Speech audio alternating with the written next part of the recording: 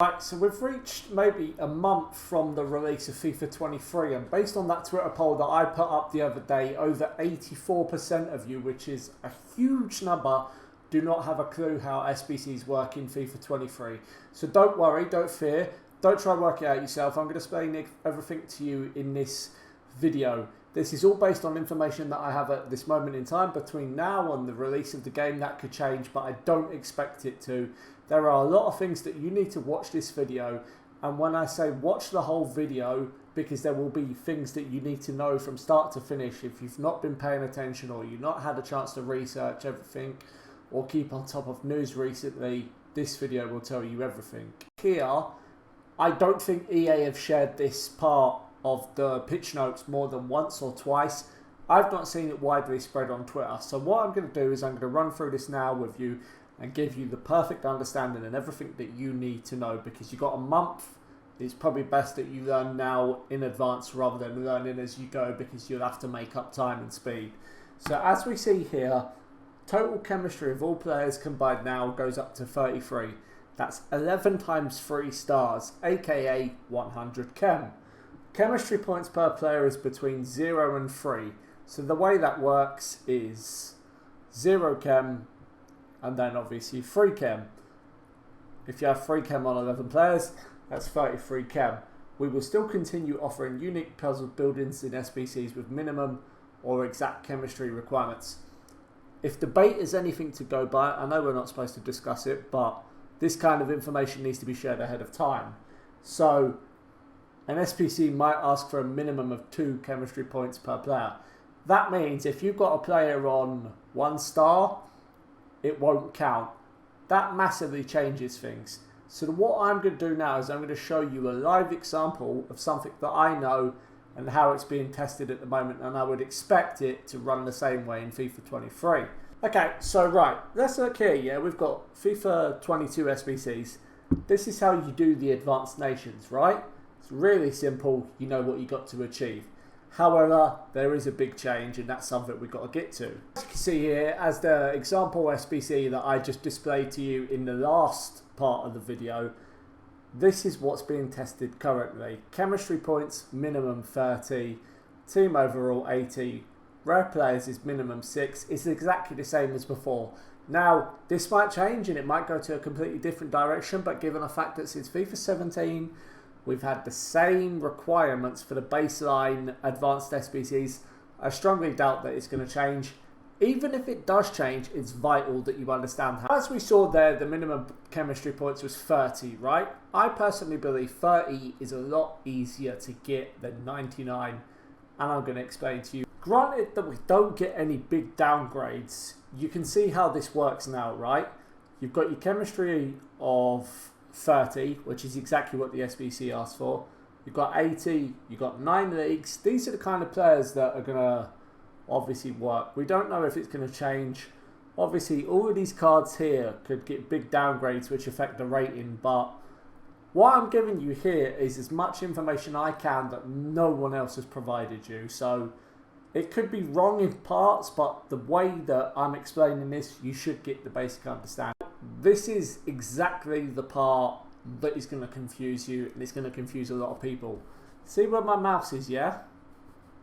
Chemistry points per player, exactly 3. No such thing as loyalty anymore. You don't need it, which means because there's no such thing as loyalty, players on the market are going to cost a lot more because you can use them straight away. You can use them straight away. Does that make sense? You don't have to do 10 games, you don't have to do a glitch. All you have to do is, if this stays the same in the full game, let's show you the squad that we've got. This would fit the criteria. I'm not going to tell you who would be expensive because we don't even know what cards, what ratings they're going to be, but this is the basic thing that I've put together. This fits all of the criteria, and it gives you everything that you need. And you don't have to do the loyalty trick. Let's just do some rough examples of cards you needed loyalty with last year to complete these SBCs. As you can see, Milton Casco, he fit the criteria. He was about 2815. On PlayStation, well, joint market now actually, any player that fits those requirements, we don't know what those cards are at the moment, but the moment they do, I'll put it in my Discord, and this is even more reason for you to join, because you'll know what cards to buy straight away. Let's look here. Paolo Gizzaniga, for example, at the start of the year. How much did he go for? 1k, 2k, you needed loyalty, so he was cheaper than he should have been. Roberto, I think everyone that traded at the start of the game knew that this guy was incredible. His value was 4.7 on PS and 3.6 on Xbox, and that was because you needed loyalty. Now you don't need loyalty. Now it's not part of the game. That's probably going to be a 7k card. SBCs they've got harder in some senses, but the removal of loyalty, especially for the starter SBs, is a big thing. Because you don't need that now, and you could do it without the 10-game glitch, then that's perfect, in my opinion. I prefer the way that SBCs have been changed now, because I've been doing it for years, but this video should helpfully get you up to speed. Now, we all know the starter SBC, which is the 5 players from one nation and 5 leagues. As far as I know, from what I've seen, the requirements are minimum 2 chemistry points per player.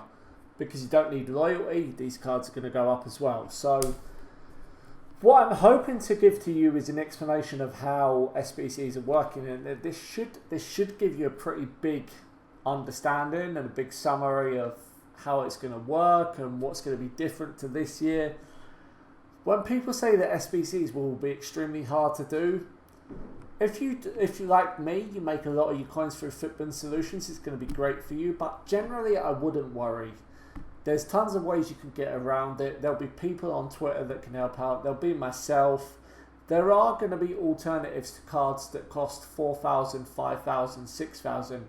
You're just going to have to be smart about it.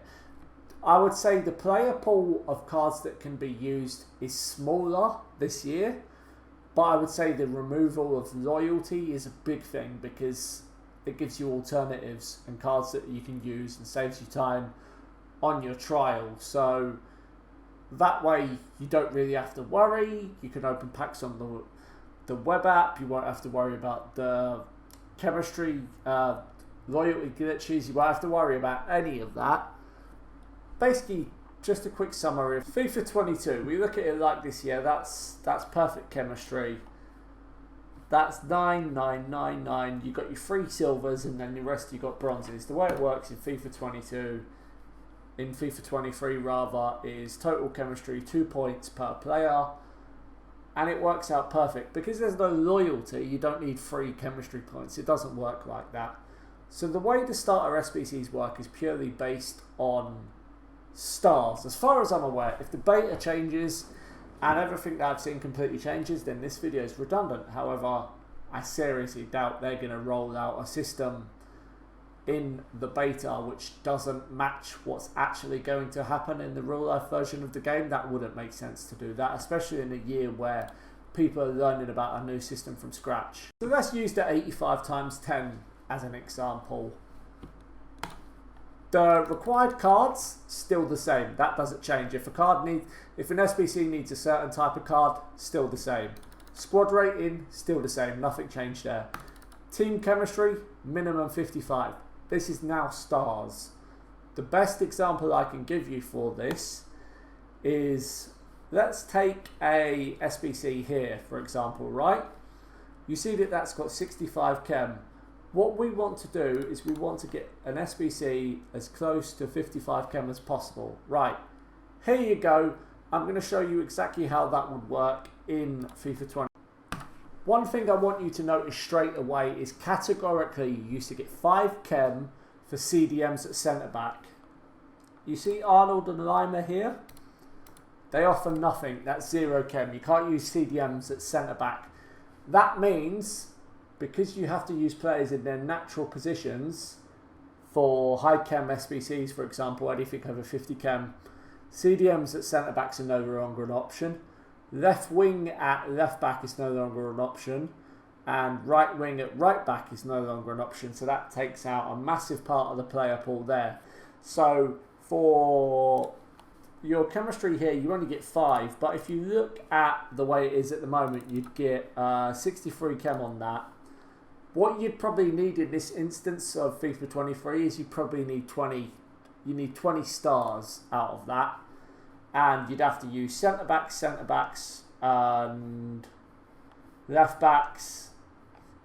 It's a lot harder, but you'll get used to it, and it's not really a big issue. Generally, my point of view from the brief research that I've seen and the brief examples that we've been given is not a lot has changed. If you can somehow use the knowledge that you've generated in FIFA 17 to 22, and you know which players are going to be worth a lot, it's always about, at the start, it's always about leagues, nations, positions. As long as you maintain those 3 points in mind, you'll still make a lot of coins. As long as you take what hasn't changed drastically and use that moving forwards as a part of your trading tactic, you'll be fine, don't worry. And if you're using it as a way to manage your squads, I think this gives you a lot better ways to create teams. The fact that I can use a team on no stars at the start of the game and get base stats on everyone, then I can generally compete that way. If you're good at the game, then you don't really have to worry, because the lower tier players with the big cards and 33 stars and Hawk and all that, if they're a crap player, I could basically see you beating them anyway, so I wouldn't worry too much. But let's talk about gameplay in another video. This is all about squad building challenges.